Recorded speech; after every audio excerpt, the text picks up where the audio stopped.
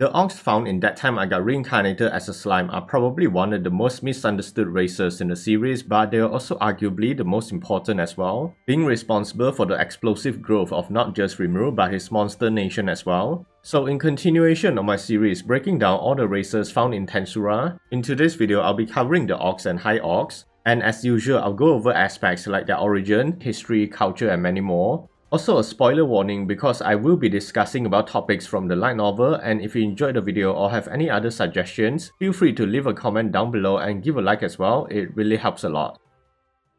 けれど、オークロードが倒されたことにより、飢える者の効果も消滅。Now then, before I talk about the actual orc race of Tensura, I just want to briefly go over the origin for the concept itself and see how it became a staple in the realm of fantasy literature and pop culture. To start, the term orc itself can basically trace its origins back to Old English, being related to words like Orcus, the Roman god of the underworld or Orcneas, which normally refers to malevolent supernatural beings like evil spirits or monsters from hell. But depending on the mythological sources, their characteristics and features were often obscure with no fixed distinction between the variations. The concept of orcs only really became more established and popular thanks to J.R.R. Tolkien's renowned Lord of the Rings series. He was essentially responsible for inventing many of the familiar modern tropes about the race like their personality, behavior, culture and physical traits. This led to many other modern fictions taking Tolkien's writing as the basis to develop their own versions, and Tensura was no different, but of course they will still add their own variations to the creature type. So having explained that, let's go over some aspects that feels implemented into his orc race, starting with something simple like their overall physical appearances, and it seems that his version actually takes more inspiration from Dungeons and Dragons and World of Warcraft rather than the classic Tolkien version. For instance, orcs in Tensura had a more stooped and large muscular body, being taller than the average human adult as compared to the shorter stature in the Tolkien version.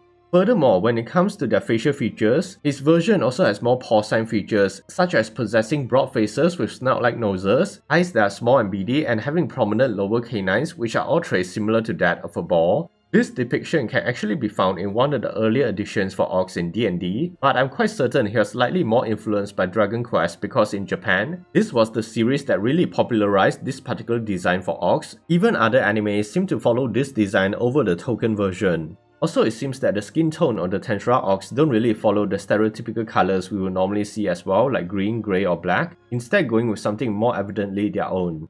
Moving on from physical features, in terms of their culture and characteristics, Bill seems to derive his version from Warcraft because similar to it, his version lives in a predominantly tribal society that prefers to have a more hardy and rugged way of living. I would say their pragmatic belief and nature were quite similar as well because in Warcraft, the orcs are willing to do anything to protect the future of their people, which was evident in the actions of the Orc Disaster Guild. He was forced to invade the Great Jura Forest to save his people from starvation.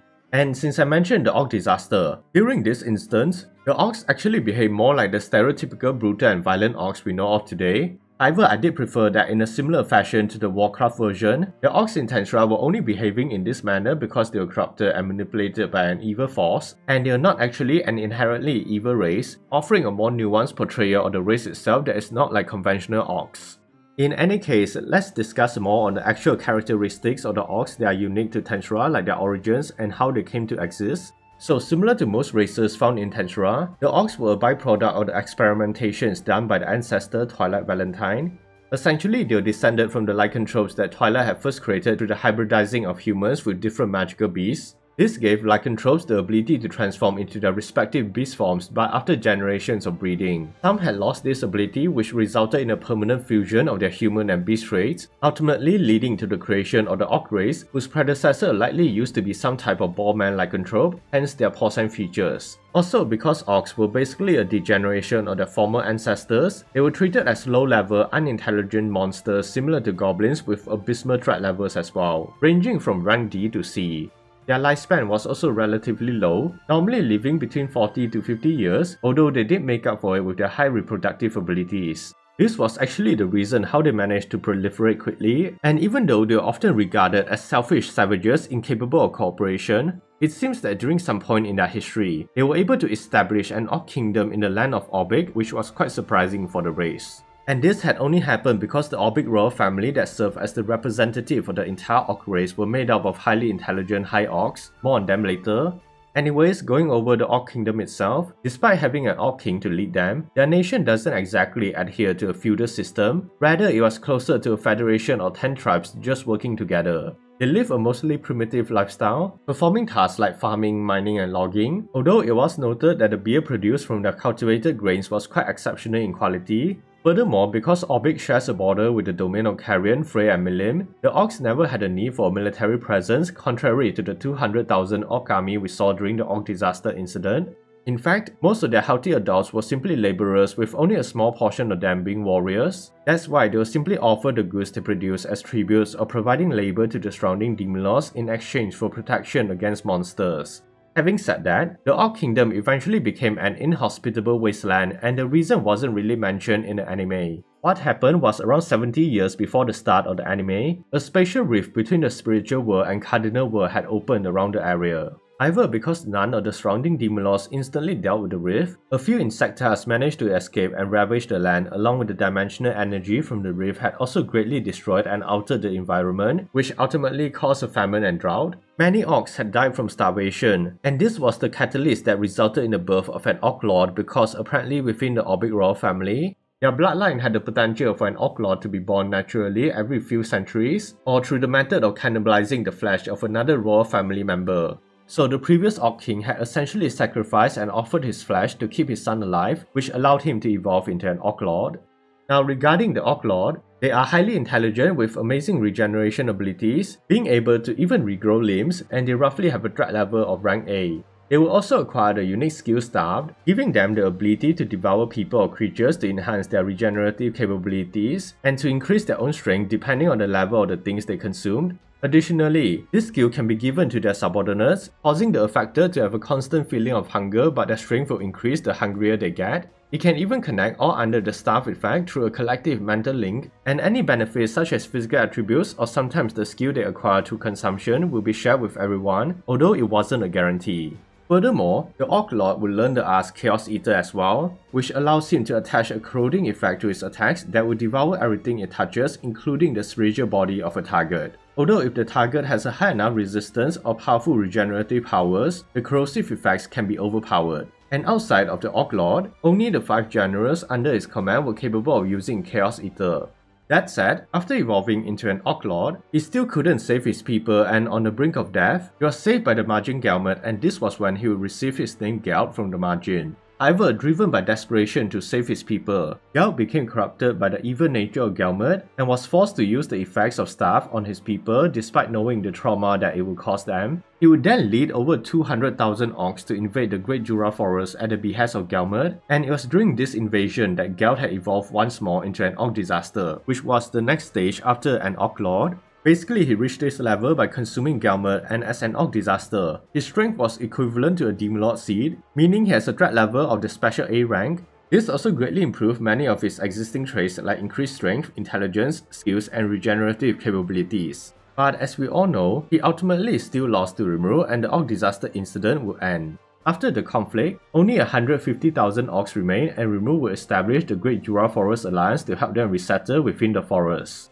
They would then be divided into 10 separate districts based on their preferences. Some of the locations include mountain, valley, hill, heaven, ocean, river, lake, forest, grassland, and desert.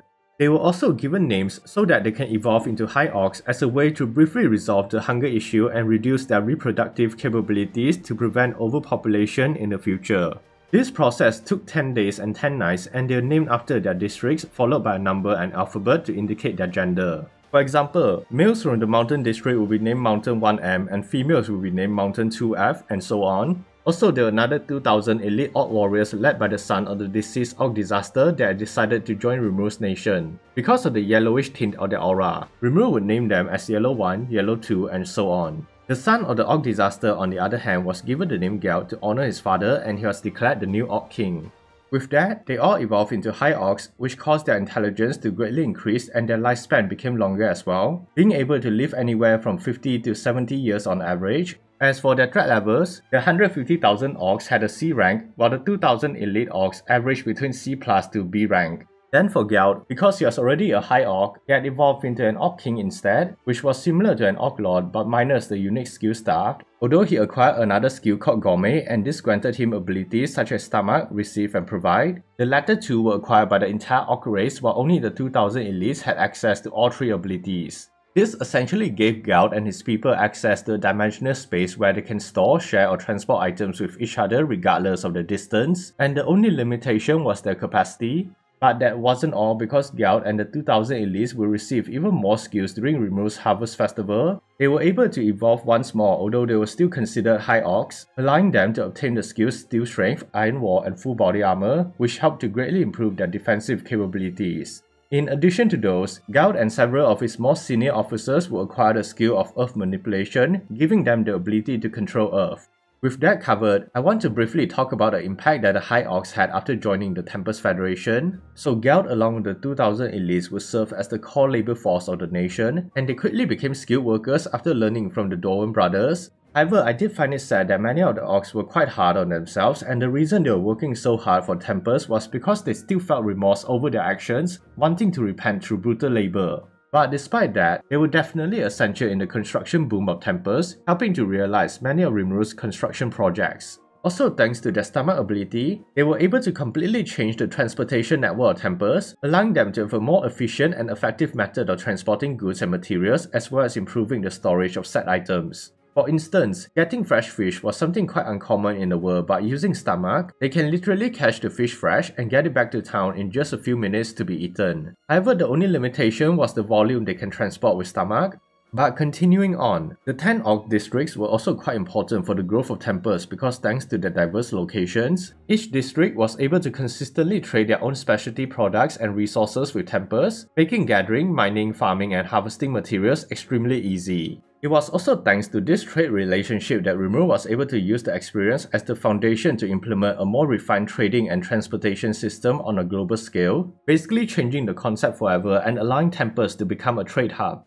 Aside from those, the High Orcs will also play a crucial role in the Tempest military, and they actually had the largest corps with around 35,000 strong. It's called the Second Corps, and the corps itself is comprised of two divisions, the Yellow Numbers and the Orange Numbers. The Yellow Numbers initially only consisted of the 2,000 that followed Geld, but later the number had increased to 10,000. They mostly specialized in defensive tactics during wartime, and they also serve as platoon leaders in commanding the Orange Numbers. Now for the Orange Numbers, they are made up of High Orcs that joined Tempest around the time of the Eastern Empire invasion, and they have a total of 25,000 members. They are also responsible for defensive tactics, but normally only 15 to 20,000 will be involved in combat, while the remaining will serve as the logistical support or military engineers for the other corps in Tempest. On the topic of the Eastern Empire, the Second Corps was heavily involved in the counter-offensive when the Eastern Empire attacked Remorous' Labyrinth, and they were also responsible for defending the citizens of Tempest during this as well. So after the Eastern Empire's first invasion was resolved, Rimuru had awarded Geld 100,000 souls during the reward ceremony, and as a result, he had awakened as a true Demon Lord, becoming the Barrier Lord and evolving into a Divine Ball, the highest evolutionary stage of the Orc race. A subsequent benefit of evolving meant that Geld's Second Corps had become stronger as well, even though they still remain as High Orcs. Some in the Yellow Numbers now have threat levels ranging from rank B+ to A, while the Orange Numbers were averaging around the rank B area. That said, not much is known about the Divine Ball other than they have achieved divinity and becoming a fully spiritual being with an immortal physical body. But what we do know is that a Divine Ball now has the ego strong enough and potential to unlock an ultimate level skill. For example, Geld was able to acquire the ultimate gift Gourmet King Beelzebub, greatly raising his defensive capabilities, and he now has the ability to empower all his subordinates with stronger defenses as well. But with that, that's everything on the race itself, and hopefully we'll get some more information on the Divine Ball or updates on the Orc race in future volumes.